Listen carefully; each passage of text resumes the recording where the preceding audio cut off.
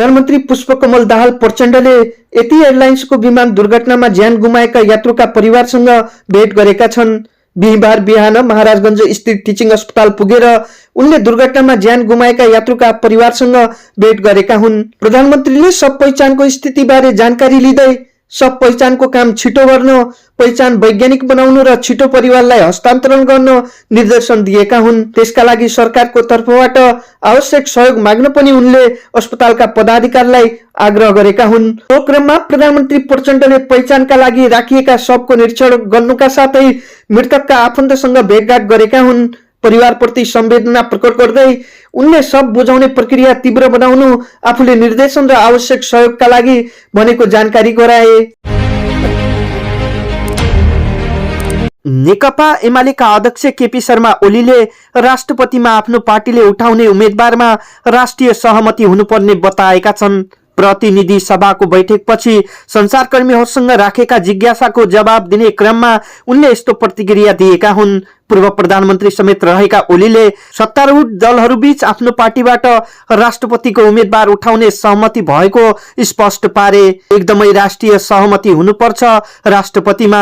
नेकपा एमाले उम्मेदवार उठाउँ, हाम्रो सहमति त्यही हो, यसमा राष्ट्रिय सहमति हुनुपर्छ।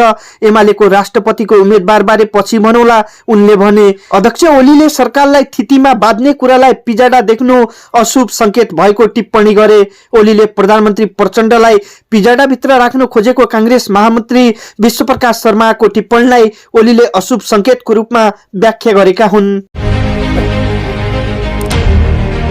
प्रतिनिधि सभा सभामुखमा नेकपा एमालेका देवराज घिमिरे निर्वाचित भएका छन्। प्रतिनिधि सभाको निर्वाचनमा घिमिरेको पक्षमा 167 मत खसेको थियो। कुल 275 सदस्य संख्या रहेको प्रतिनिधि सभामा 268 संसदले मतदानमा भाग लिएका थिए, जसमा घिमिरेको पक्षमा 167 मत खसेको छ। उनको विपक्षमा 100 मत खस्दा एक सांसद तटस्थ रहेका थिए। घिमिरेलाई सत्ता गठबन्धनका नेकपा माओवादी केन्द्र, रापरपा, राष्ट्रिय स्वतन्त्र पार्टी, जनता समाजवादी पार्टी, नागरिक उन्मुक्ति पार्टी, जनता पार्टी लगायत स्वतन्त्र सांसदहरूको समर्थन रहेको थियो।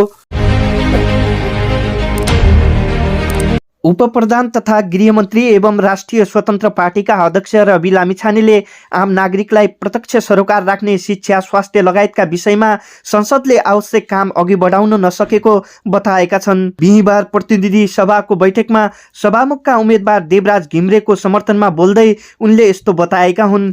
उनले शिक्षा, स्वास्थ्यका विषयमा सरकारले आवश्यक नीति बनाउनु चुकेको बताए। सभामुख जस्तो गरिमामय पदलाई बचाउन आवश्यक रहेको उनको भनाइ छ। उनले दलगत कुरा भन्दा माथि उठेर आगामी दिनमा सभामुखले आफ्नो भूमिका निष्पक्ष रूपमा सम्पन्न गर्नुपर्ने बताएका छन्।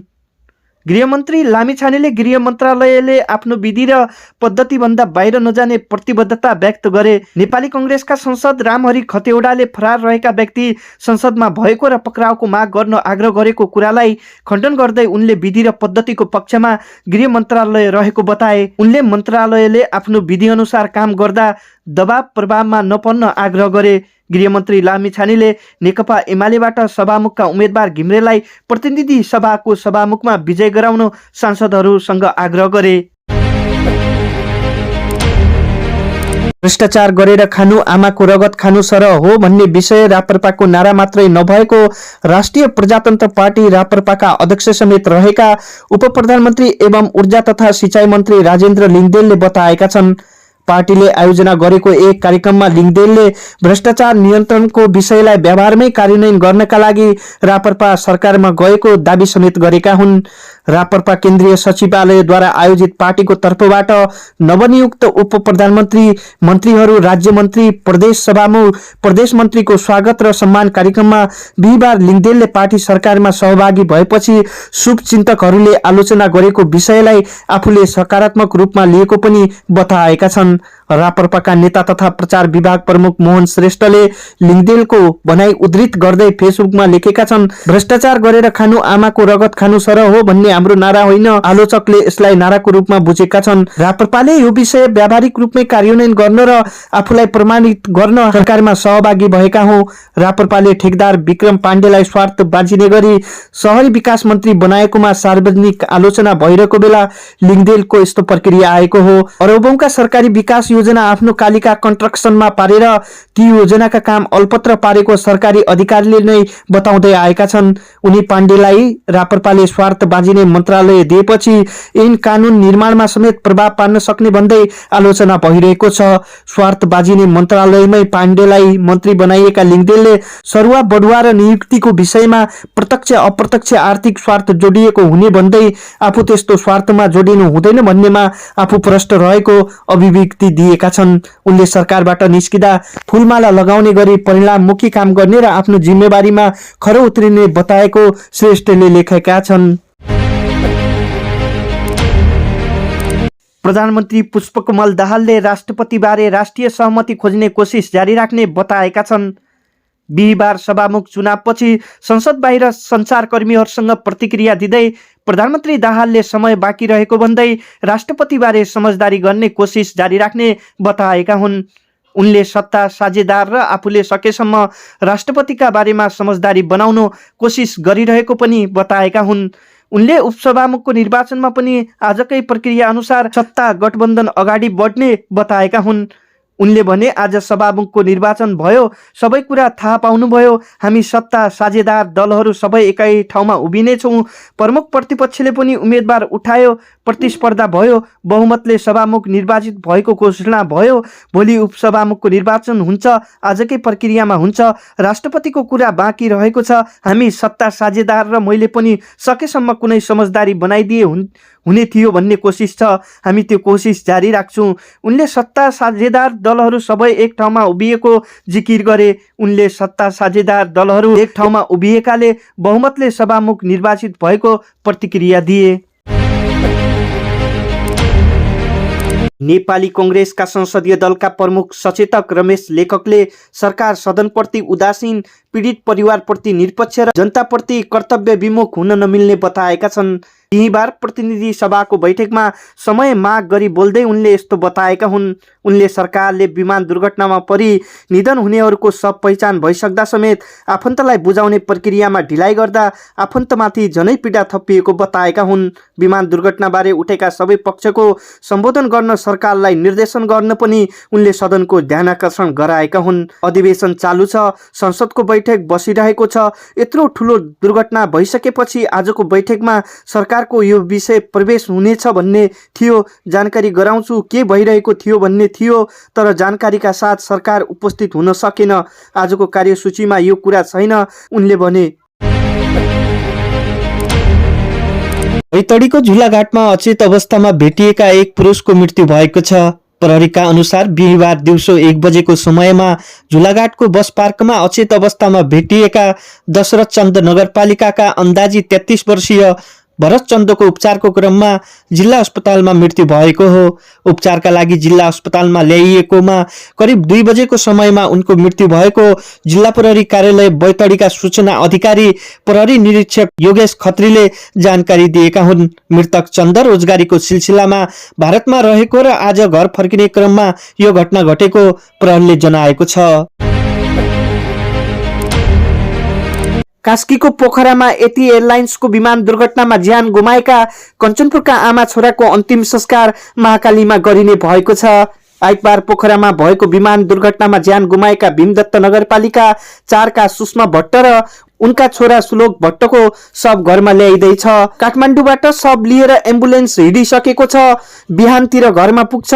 मृतक भट्टको परिवार स्रोतले भन्यो दिउँसो 12 बजे महाकाली घाटमा अन्तिम संस्कार हुन्छ। विमान दुर्घटनामा ज्यान गुमाएका सुषमा महेन्द्रनगरका व्यवसायी सञ्जीव चन्द्र भट्टकी श्रीमती हुन् भने सुलोक कान्छा छोरा हुन्। काठमाडौँबाट घुमफिरका लागि पोखरा जाँदै गर्दा उनीहरू सवार विमान पोखरा विमानस्थल नजिक दुर्घटनाग्रस्त भएको थियो। सो विमान दुर्घटनामा चालक दलका 4 सहित 72 जनाले ज्यान गुमाएका थिए।